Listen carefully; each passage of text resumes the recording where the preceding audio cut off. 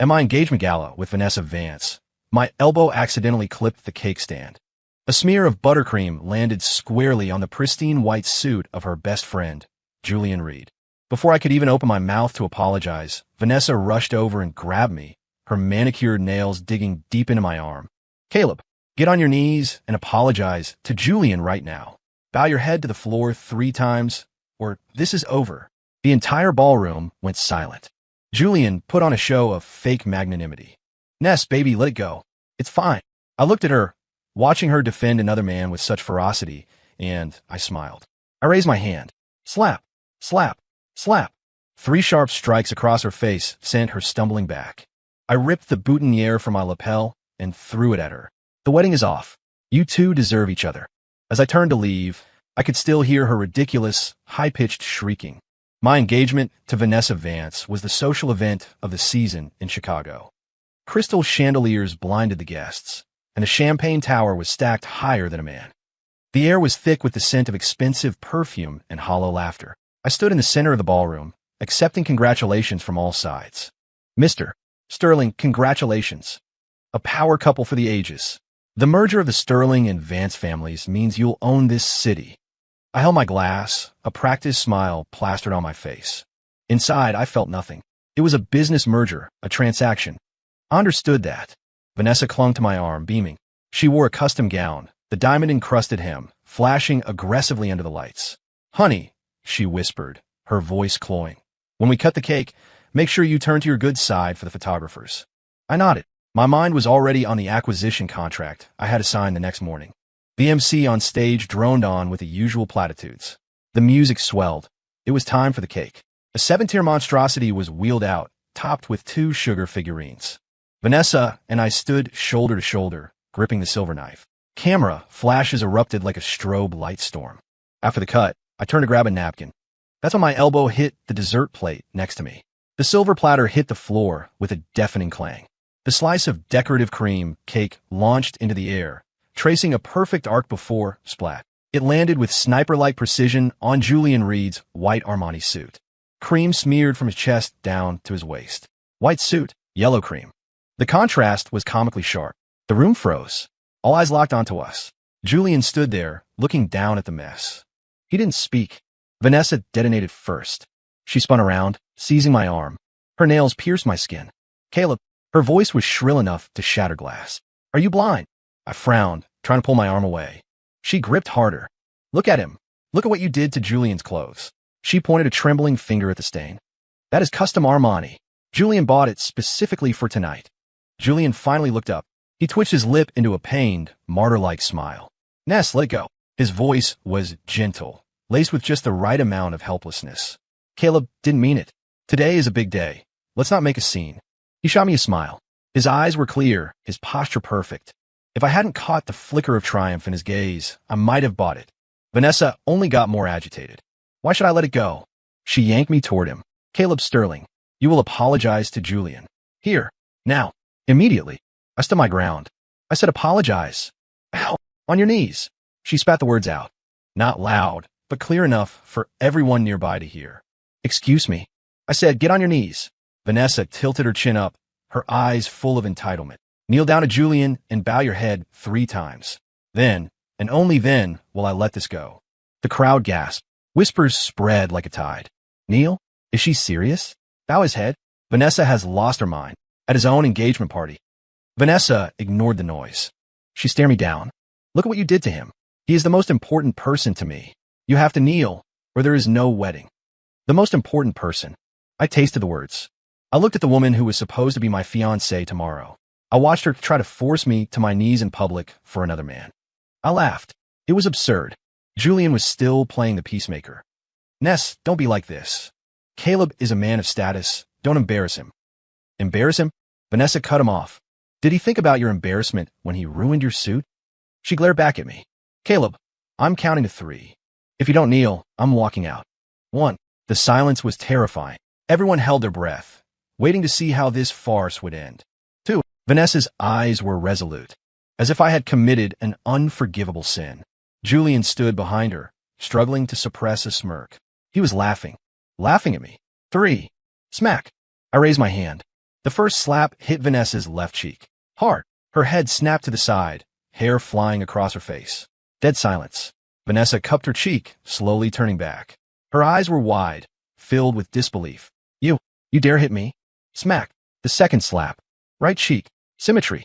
Smack. The third. Back to the left. 3 strikes. Crisp and loud. Vanessa stumbled back, twisted her ankle in her heels, and collapsed onto the floor. Her elaborate updo fell apart. Bright red finger marks bloomed on her face. Her lips split, bleeding slightly. She sat there, looking up at me. Her expression shifted from shock to rage, then to pure venom. Caleb, the engagement is canceled. I interrupted her. My voice was calm, like I was commenting on the weather. I ripped the silk flower from my chest and tossed it. It hit her face and fell in her lap. Red petals scattered on the floor. You two are a perfect match. I turned around. I didn't look at her. I didn't look at the stunned guests. I walked straight for the double doors. Behind me, Vanessa's hysterical screaming erupted. Caleb Sterling, you will regret this. I'm telling you, you're going to regret this. Regret. I pushed open the heavy doors. The hallway was quiet, the plush carpet swallowing the noise. I walked to the elevator and hit the down button. The door slid open. I stepped in. The door slid shut. The mirrored walls reflected my face. Calm, indifferent. There was even the ghost of smile on my lips. The elevator descended.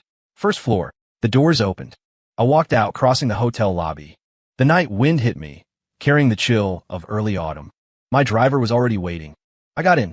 Oh, as the car pulled away, the brightly lit hotel receded in the rearview mirror. I leaned back and closed my eyes. It wasn't Vanessa's twisted face flashing in my mind. Not Julian's smug smile. It was my father's voice from the study last night. The Vance family expanded too fast. Their capital chain is snap tight. They need our injection desperately. They're the ones begging us for this marriage. Caleb, you know what to do. I knew. That's why I agreed. That's why I tolerated Vanessa's tantrums. That's why I stood there today. But I hadn't calculated one thing. I hadn't calculated that she was stupid enough to force me to my knees for another man in public. Good. It saved me the trouble. The next morning, O'Hare International Airport. I wore a simple black trench coat, carrying only a carry-on. Marcus followed me, reporting in a low voice. The chairman has already spoken with the Vance family. What did they say? Mr. Vance is furious. He demands an explanation. An explanation? I laughed. Tell him the explanation is that the wedding is off and all cooperation is terminated. The funds they advanced. I want them returned within 3 days. Understood. And the media? The press release is out, Marcus said. Title: Sterling and Vance families cancel union. Business unaffected. Not enough. I stopped walking. Change it to engagement, gala, chaos. Vance heiress's misconduct shatters alliance. Marcus paused. If we write that, the Vance family might. I want them embarrassed, I said, looking him in the eye. Do as I say. Yes, sir. We reached the gate. I looked out at the gray sky. It looked like rain. Mr. Sterling, Marcus hesitated. You're just leaving? What else? The board. The uncles might. They'll understand. I stepped toward the jet bridge. Compared to a stupid woman who tries to make her fiancé kneel in public, my current choice is far more profitable for them. I boarded the plane. The cabin door closed. Taxi, takeoff, ascent. Chicago disappeared beneath the clouds. I leaned back and pulled out my phone. The screen lit up with a notification about last night. The photo showed Vanessa sitting on the floor, clutching her face, her eyes full of venom. The headline was screaming, "Billionaire engagement nightmare. Sterling Air cancels wedding on the spot." I stared at it for a few seconds, locked the screen, closed my eyes. The plane pierced the clouds. A slight turbulence shook the cabin. Just like that absurd party. Chaos, then silence. 3 years. Not long, not short. Just enough time to drag someone from the clouds into the mud. And just enough time for someone else to climb even higher. When the plane landed back in Chicago, it was an overcast day. I walked out of the jet bridge to find Marcus waiting. Mr. Sterling. He took my briefcase. 3 years had made him look more seasoned. The car is ready. I nodded and walked through the VIP channel. Outside the window, Chicago rushed by in reverse. Familiar yet strange. New malls, new condos, new billboards. The city seemed unchanged, yet everything was different. Everything at the office is prepared. Marcus handed me a tablet. News of your return is out. The stock jumped 7 points at opening. And Vance Corp? I looked out the window. Marcus was silent for a second. Teetering on the edge, he pulled up another report. Debt ratio over 200%. Banks have cut them off. 3 major suppliers sued last week to freeze assets. Employee wages are 2 months behind. Half the management has fled. And Vanessa? Marcus paused. She put her father in the hospital last month. Aneurysm. He's still in the ICU. I didn't speak. I watched the city center approach. The building that used to bear the golden letters Vance Group now looked dim, like a dying man taking his last breath. The car entered the loop. We turned a corner. Sterling Tower rose before us. Brand new, towering, its glass curtain wall reflecting the gloomy sky. This was the project I launched before I left. In 3 years, it had become Chicago's new landmark, and the first signal of my return. The car stopped at the main entrance. I was about to get out when a figure suddenly rushed from the side, threw herself in front of the car. Thud! She dropped directly to her knees. Her knees hit the cold marble pavement with a dull, heavy sound. I sat in the car, looking through the windshield at the person. Vanessa. I almost didn't recognize her. She was skeletal, cheeks hollow, dark circles bruising her eyes. She wore a dated dress, the fabric wrinkled, the cuffs pilling. Her hair was a mess, strands plastered to her sweaty forehead. No makeup, sayo skin, karak lips. She was a different species from the arrogant heiress in couture who had demanded I kneel. She knelt in front of the bumper, hands on the ground, forehead resting on her hands. A posture of perfect submission. Caleb. She spoke, her voice raspy like sandpaper on wood. I was wrong. I was really wrong. She lifted her head, tears mixed with mucus smearing her face. I was out of my mind back then. I didn't know what I had. I shouldn't have treated you like that. I shouldn't have forced you. She cried as she bowed her head to the ground again, the thumping sound audible even inside the car. Please forgive me. The family is finished. Dad is in the hospital. The company is collapsing. Only you can save us. Caleb, please. She crawled forward, trying to grab the door handle. I'll do anything. I'm willing to do anything, as long as you help the Vance family. Please. I sat in the car, motionless, watching her through the glass, watching her pathetic face, her tears, her abasement, her despair. I thought back to 3 years ago, the engagement party, her nails digging into my flesh, her screeching command, Caleb, kneel to Julian right now. About 3 times. I remembered her face then, arrogant, entitled, looking down on everyone. I remembered Julian standing behind her, hiding a smirk. I remembered the crowd, shocked, waiting for the show. I remembered the 3 slaps I gave her. I remembered throwing the flower in her face. You two are a perfect match. 3 years. 3 long years. And now, she was kneeling in front of my car, begging me. I pushed the door open, stepped out, stood in front of her, looked down at her. Vanessa lifted her head, looking at me through blurred tears. Her eyes were full of pleading. Caleb, you forgive me, right? You'll help us, right? I looked at her for 3 seconds, then I lifted my foot and kicked her in the shoulder. Not hard enough to break bone, but not gentle. She let out a yelp and fell backward onto the pavement. The back of her head hit the ground with a thud. She lay there stunned, eyes wide, staring at me, as if she couldn't process what had happened. I walked over, stood over her. Vanessa. I spoke. My voice was flat, devoid of emotion. Your knees. They're cheap. She opened her mouth, wanted to say something, but no sound came out. Only tears flowing endlessly. I stepped around her, walked straight toward the main entrance. The glass doors slid open automatically. The security guards bowed in unison. Mr. Sterling. I didn't look back. Walked into the lobby. Marcus fell in step beside me, whispering, should I have someone handle that? No need. I entered the private elevator. Pressed the button for the penthouse. The elevator rose. Numbers climbed. 57th floor. Doors open. I walked out. The penthouse office was ready. Panoramic floor-to-ceiling windows overlooking all of Chicago. I walked to the window. Looked down. That tiny figure was still collapsed on the pavement, like a piece of discarded trash. A few passers-by gathered, pointing. Security finally walked over and dragged her to the curb. She didn't resist. Let them handle her. Eyes empty, staring at the sky. I turned around, stopped looking, sat behind my desk. Marcus placed a file in front of me. Mr. Sterling, the latest financial report on the Vance family. It's worse than we estimated. I flipped it open, glanced at it. Debt, lawsuits, seizures, liquidation. Every word spelled despair. I walked to the wet bar and poured a whiskey. Amber liquid swirled in the glass. Like the lights of this city. Flashy, fragile. Sir, Marcus hesitated. The Vance assets. Are we acquiring them? I took a sip, The burn traveled down my throat to my stomach. No rush, I said. Let her kneel for a few more days. Let her understand. She tried to make me kneel back then. Now, I want her to kneel until she dies. Outside, storm clouds gathered. It was going to rain. Wednesday night, a private club by the river. I sat by the window, watching the lights of cruise ships on the water. Leo sat down with a drink. You really back?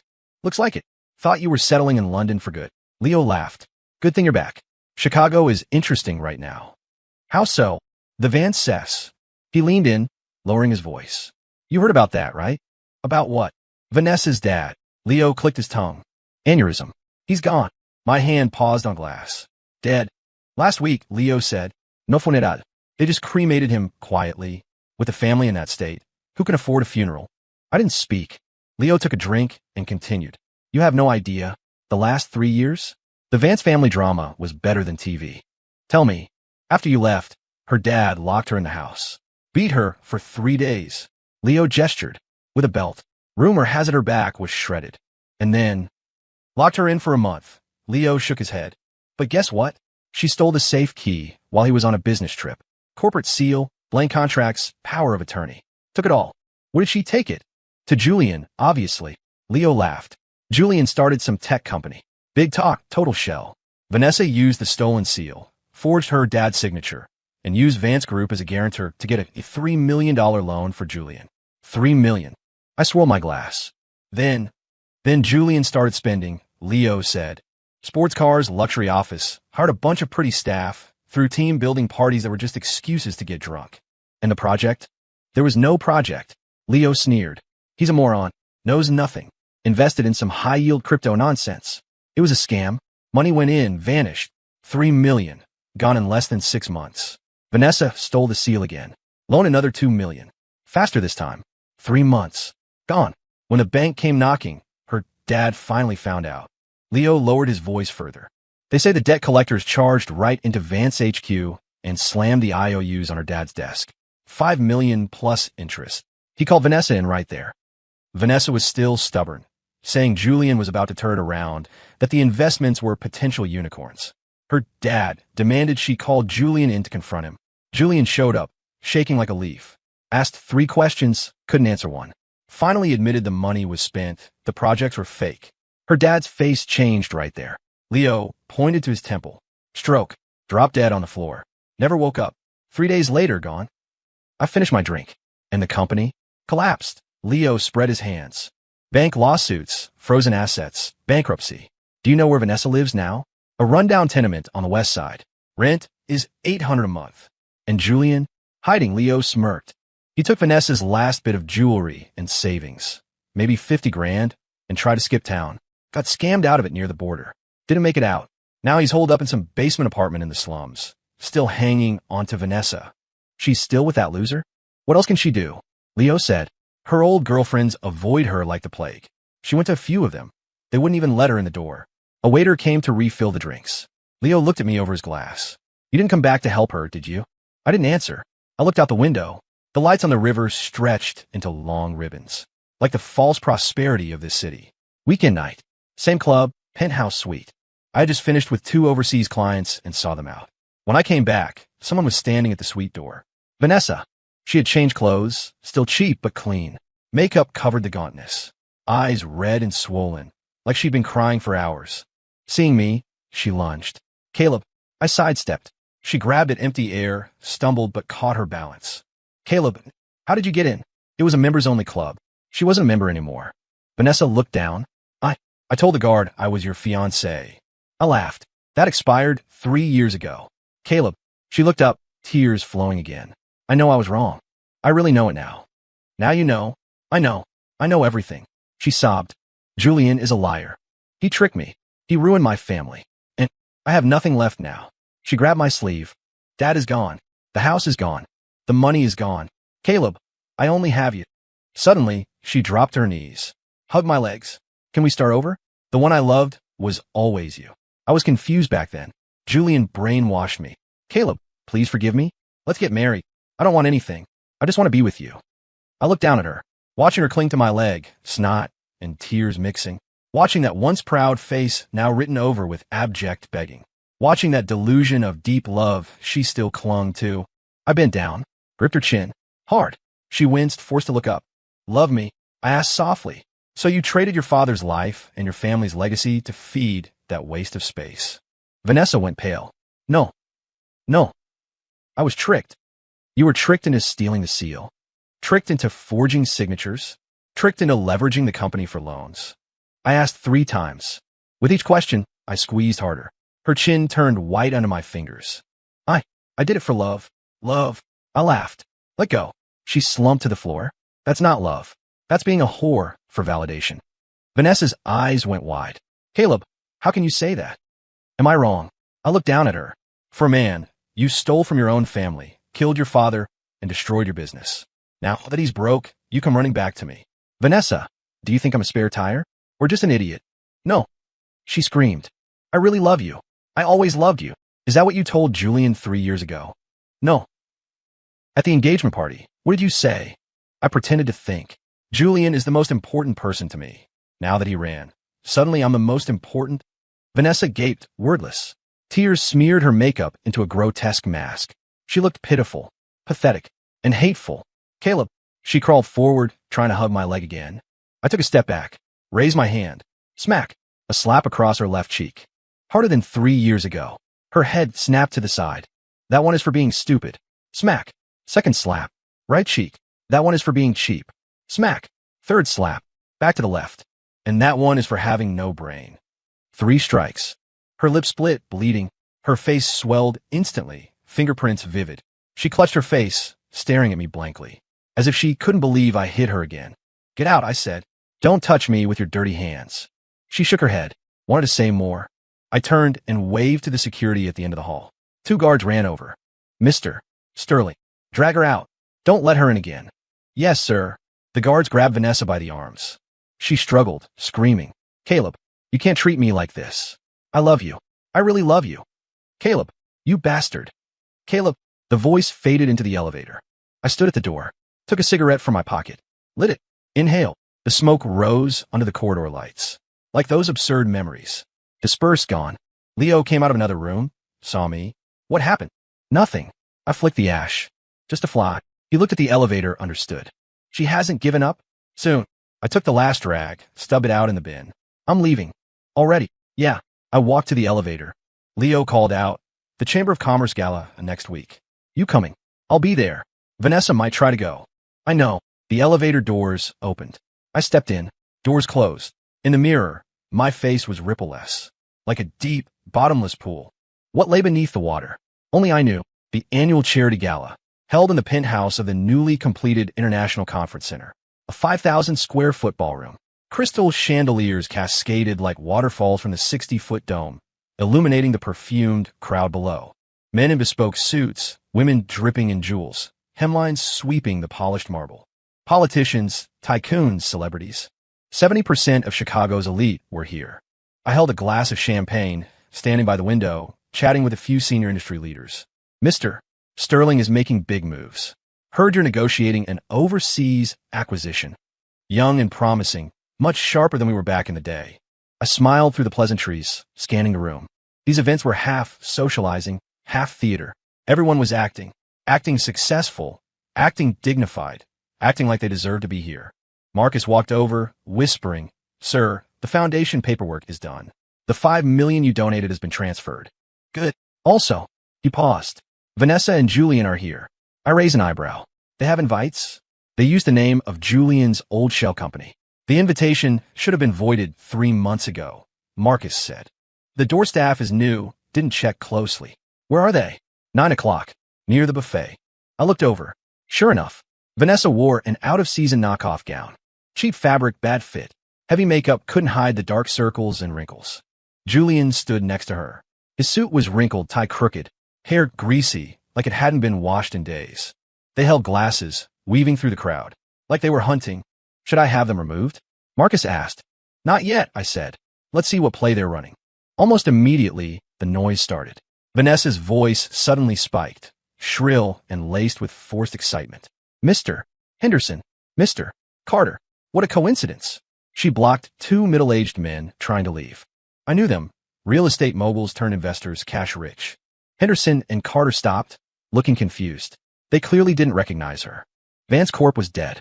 Richard Vance was dead. This Miss Vance was a nobody. But given the setting, they nodded politely. Miss Vance, is there something? Yes. Good news. Vanessa beamed, pulling Julian forward. This is my friend Julian Reed. He has his own startup. It's doing amazing. Julian shoved a business card forward. The business card was printed on cheap stock. Reed Vance Tech. Title, CO. Henderson took it, glanced at it, said nothing. Carter didn't even take one. Miss Vance, we're busy. Don't be in a rush. Vanessa blocked their path. Julian's company has a huge project. Guaranteed returns. We're looking for strategic investors. She lowered her voice, acting secretive. Plus, I'll tell you some inside info. She paused, ensuring those nearby could hear. You know Caleb Sterling, right? Henderson and Carter frowned. Caleb and I, we're very close. Vanessa straightened her back, voice getting louder. We're getting back together. The wedding date is already set. So, a little favor like this, Caleb will definitely help Julian for my sake. If you invest now, you're getting in on the ground floor. Once Caleb gets involved, the project will fly. 10 times the return minimum. She spoke with manic energy, as if it were true. Julian nodded eagerly beside her. Mr. Henderson, Mr. Carter, we're just starting, but with Vanessa's connections, resources aren't an issue. With Mr. Sterling, it's just one word. People were starting to look. Whispers. Sterling back with Vanessa? Impossible. Vance Corp is dead. But she sounds so sure. Henderson and Carter wavered. They looked at Vanessa, then Julian. They hesitated. If Caleb Sterling really was involved, maybe this project really was. I set down my glass, walked over. The crowd parted automatically. All eyes focused on me. Vanessa was still rambling. Don't worry, Caleb listens to everything I say. We had a little tiff at the engagement party years ago, but now he's come back to find me. Then she saw me. Her voice cut off. The smile froze on her face. The blood drained away instantly. Her lips trembled, unable to form a word. Julian saw me too. His hand shook. Wine almost sloshed onto the floor. I walked up to them, stopped, looked at Henderson, then Carter. Gentlemen, what project are you interested in? Henderson laughed awkwardly. Mr. Sterling, we were just chatting. Is that so? I turned to Vanessa. But I heard you're using my name to solicit investment for this loser's shell company. Vanessa gaped. I didn't. You didn't. I smiled. Didn't you just say it quite loudly? Everyone in the hall heard you. I reached out and took the wine glass from Julian's hand. He didn't dare resist. I swirled the glass. Red wine rippled, looking like blood. Vanessa. I said her name. Since when is my reputation yours to use? She trembled. Caleb, let me explain. Explain what? I cut her off. Explain how you're using my name to scam people into funding this waste of space. I raised my hand. Splash. The entire glass of red wine poured over her head. Dark red liquid ran down her hair, her cheeks, her neck, soaking the cheap dress, blooming into a massive stain on her chest. Vanessa stood frozen, motionless, like a statue doused in paint. Wine dripped from her chin to the floor. Drip, drip. The room was deathly silent. Everyone watched this sudden humiliation. I looked at Vanessa's wine-streaked face, at the terror in her eyes, the despair, the disbelief. 3 years ago, I said, my voice wasn't loud, but it carried. At our engagement, you told me to kneel, to Julian, to bow my head. I pointed to Julian. Now, both of you, kneel, lick this wine off the floor, and I might consider leaving you a shred of dignity. Vanessa shook her head violently. No. Caleb, you can't. I can't. I laughed. You seemed to think you could back then. Julian stepped back, wanted to run. I looked at him. You take one step, and I guarantee you leave Chicago on a stretcher. He froze, face white as paper. The two stood there, rigid, like wooden puppets. I lost patience. Raised my hand. Smack. A slap across Vanessa's face. Heavy. She stumbled, crashing into a nearby buffet table. Plate shattered. Smack. Another slap across Julian's face. He flew backward, knocking over a champagne tower. Glass shattered. Alcohol sprayed everywhere. They fell to the floor. Vanessa clutched her face, sobbing. Julian curled up, terrified to move. I turned to the guests. Everyone. I spoke. These two people, from today on, are blacklisted in Chicago business. Anyone who works with them, lends to them, or even speaks to them, I paused, is an enemy of Caleb Sterling. An enemy of Sterling Enterprises. Is that clear? Silence. Then nodding. No one dared breathe. I waved. Security ran over. Mr. Sterling, throw them out. Yes. For guard stepped up, grabbing Vanessa and Julian, dragging them out like dead dogs. Vanessa struggled, screaming, Caleb, you can't do this. I love you. Caleb, you bastard. Caleb. The voices faded. Outside the ballroom. On the floor, red wine, mixed with champagne, pooling into a dirty stain. Like their lives. Filthy, cheap, worthless. I took a warm towel from Marcus, wiped my hands. Then looked at Henderson and Carter. Gentlemen, where were we? They blinked, then hurriedly piled on smiles. Mr. Sterling, we were discussing that East Side plot. Right, great potential there. I smiled. Let's continue. As if the farce never happened. As if those two never existed. The gala went on. Music played. People raised glasses, laughed again. But everyone knew. From tonight on. In Chicago, Vanessa Vance no longer existed. She was dead. Dead in the city she once prided herself on. Dead in everyone's memory. Dead in the grave she dug herself. After the charity gala, the names Vanessa Vance and Julian Reed smelled worse than garbage in Chicago. No one dared touch them. Former friends wouldn't answer calls, blocked them on social media, crossed the street to avoid them. Former business partners treated them like the plague, waving them off from 10 yards away. No money. No loans. Don't look at me. Banks had blacklisted them long ago. Even the predatory payday lenders on the street corner shook their heads at their IDs. Sorry, credit's too shot. Can't do it. Can't do it. Nothing can be done. Julian's Reed Vance Tech declared bankruptcy 3 days after the gala. The court slapped a seal on the doors. Computers, desks, even the dying plant, all seized. He still owed suppliers 70 grand. Owed employees 3 months of wages. Owed 6 months of office rent. Julian hid in the rental, terrified to go out. Debt collectors called 80 times a day. At first, he answered, begging, just a few more days. Later, he turned the phone off, pulled the SIM card, flushed it down the toilet, as if the debt would flush away with it. They lived on the far west side now, in the slums. A top-floor unit in a crumbling tenement. 300 square feet, $800 a month. The window was broken, patched with newspaper. Plaster peeled off the walls in chunks, revealing black moldy brick. The floor was pitted concrete. Bathroom down the hall, shared. No lights in the stairwell. Roaches were roommates, hiding in corners by day, swarming the stove, table, even the bed at night. The first time Vanessa saw one, she screamed. Now she was numb, saw a roach, smashed it with a slipper, went back to staring at the wall. The room had one bed, a broken sofa, a lopsided table. The table was piled with instant noodle cups, some half-eaten and growing mold. The air smelled sour, a mix of mold, sweat, and despair. The fighting started day one. Vanessa sat on the bed, crying at the squalor. It's all your fault, she muttered. Julian squatted by the door smoking, ignoring her. It's all your fault, Vanessa screamed. If not for you, my family wouldn't have collapsed. Dad wouldn't be dead. I wouldn't be in this hellhole. Julian crushed the cigarette on the floor. My fault. He stood up, pointing at her. If you hadn't insisted on being with me, if you hadn't stolen the seal, if you hadn't hiked me up to the sky, would I have opened that stupid company? Would I be in debt? Would I be here? Vanessa, you are the jinx. Vanessa rushed him, grabbing his collar. What did you say? I said you're a jinx. Julian roared back. You killed your dad, wrecked your family, and now you're wrecking me. Smack. Vanessa slapped him. Julian paused for a second, then raised his hand and slapped her back harder. Smack. Vanessa slammed into the wall. She clutched her face, eyes bloodshot. Julian, you hit me. So what? Julian panted. You think you're still the Vance heiress? I'm telling you, you're nothing now. Less than a dog. Vanessa shrieked and lunged. They wrestled, knocked over the table. Noodle cups rolled everywhere, soup splashing the floor. Finally, the neighbor pounded on the door. Shut up in there, or I'm calling the cops. They stopped, collapsed on the floor, gasping, glaring at each other. Pure hate in their eyes. This fight happened every day. Fighting over money. Do you have any cash? Where would I get cash? You hid jewelry. You gambled it away. Bullshit. When did I gamble? Last week. You lost 300 at poker. That was networking. Networking my ass. Fighting over life. Toilets clogged again. Fix it. Why me? It's your house. It's your ancestors' house. Fighting over the past. If you hadn't forced Caleb to kneel, would he have canceled? If you hadn't seduced me, would I have looked at you? Me seduce you. You threw yourself at me. Liar.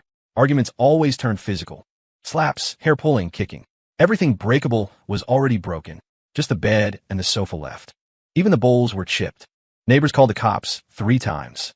Police came, mediated, left. Next time, same thing. Even the cops got tired. The last time, the young officer looked at the mess and shook his head.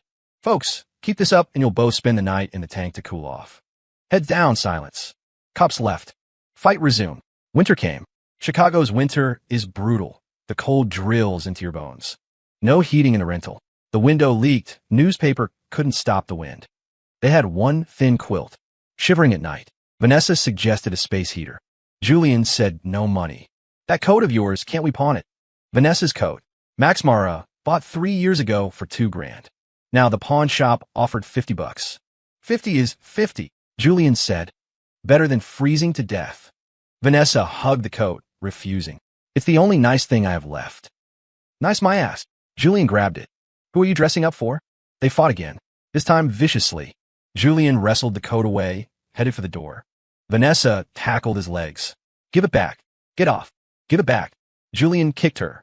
Once, twice. Vanessa wouldn't let go. Julian panicked, grabbed her hair, slammed her head against the wall. Thud, thud, thud. Vanessa screamed. Let go. Julian bolted with the coat. Vanessa scrambled up, chased him. The stairs were dark. She slipped, tumbled down, headed a pile of junk in the corner. Cut open. Blood ran down her forehead. She lay on the ground, watching Julian's retreating back. Suddenly laughed until she cried. Julian didn't get far. Just outside the alley, 3 men blocked him. Loan shark enforcers. The leader was a bald guy with a dragon tattoo on his neck. Julian, money. Julian shook. Vinny, please, a few more days. Days my ass. Vinny kicked him in the stomach. 6 months. Pay up today or lose a leg. Julian knelt, banging his head on the ground. Vinny, I really have no money. Look, this coat, it's worth something, take it as collateral. Vinny took the coat, looked at it, threw in the mud and stomped on it. Rag, I wouldn't wipe my car with it. He waved his hand. Beat him. The thugs swarmed. Fists and boots rained down. Julian curled up, screaming. Finally, Vinny stepped on his left leg. Let this be a lesson. Snap. The sound of bone breaking. Crisp. Julian shrieked and passed out. Sirens wail. Police and ambulance lights bounced off the narrow alley walls. When Vanessa was loaded onto the ambulance, her face was covered in blood. Julian lay on a stretcher, his left leg twisted at a sickening angle. They went to the same hospital. Different rooms, separated by a hallway. Separated like 2 different worlds. Police took statements. Asked what happened. Vanessa said nothing, just stared at the ceiling. Eyes dead. Julian said nothing, just gritted his teeth, sweating from pain. Police shook their heads and left. The ward went quiet. Vanessa slowly turned her head to the window. Outside was the Chicago skyline. Skyscrapers, blazing lights. One of those lights used to belong to her. Now they were all out. 3 months later, I was in the penthouse office of Sterling Tower. Marcus stood by the desk, giving the final update. The scar on Vanessa's face is permanent. Left eye vision is damaged. No one will hire her. She's washing dishes at a dive diner on the south side. Room and board included, $2,000 a month. Julian's leg didn't heal right. He walks with a limp. He's begging on the street, sometimes shoplifting. Got beaten up a few times. They saw each other once. Under that tenement building. What did they say? Don't know, Marcus said. But witnesses say Vanessa spit on him. Julian threw a rock at her. Missed. I nodded. Walked to the floor-to-ceiling window. Outside, the Chicago skyline glowed gold in the sunset. This city was completely under my control. Mr. Sterling, Marcus hesitated. Should we do anything else? No, I said. Picked up the wine from the desk, took a sip. That's enough. Let them live, and watch themselves rot. Marcus nodded and backed out. Left alone in the office, everything ended here. Story complete.